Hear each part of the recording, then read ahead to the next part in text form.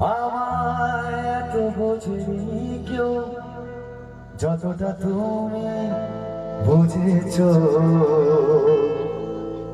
ভেঙে যাওয়া এই জীবনটাকে তুমি আবার সাজিয়েছ।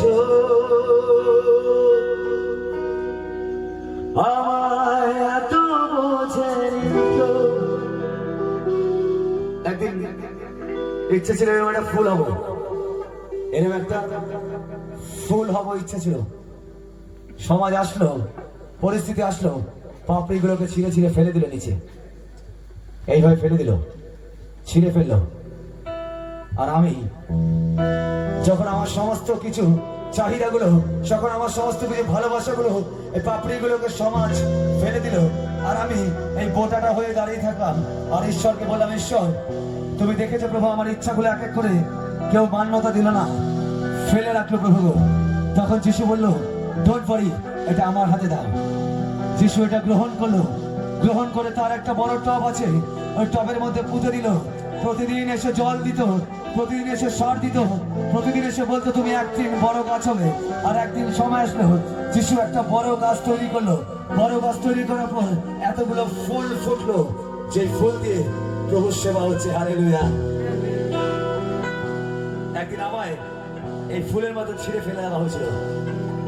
আমি সত্যি বলছি, শুধু বোটা হয়ে পড়েছিলাম। সবাই দেখে বলেছিল ছিঁড়ে গেছে, আর কিছু হবে না। আমি বললাম, প্রভু ছিঁড়ে গেছে, আর কিছু হবে না প্রভু, আমার সব শেষ। যিশু আমার সামনে এসে বলল, লাজারকেও দেখে বলেছিল তার ঘরে না, আর উঠবে না। আমাকেও প্রভু বলছে, তুমি কেন নিজেকে দেখে বলছো আর উঠবে না?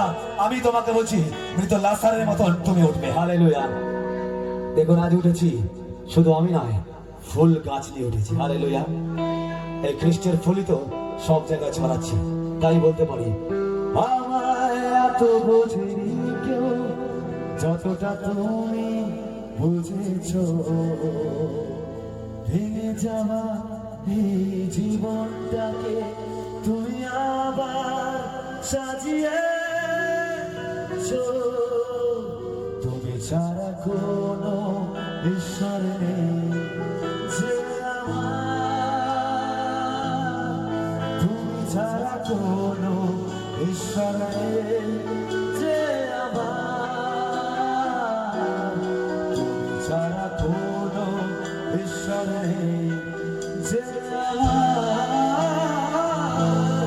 তুমি ছাড়া কোনো ঈশ্বর নেই যে আমার।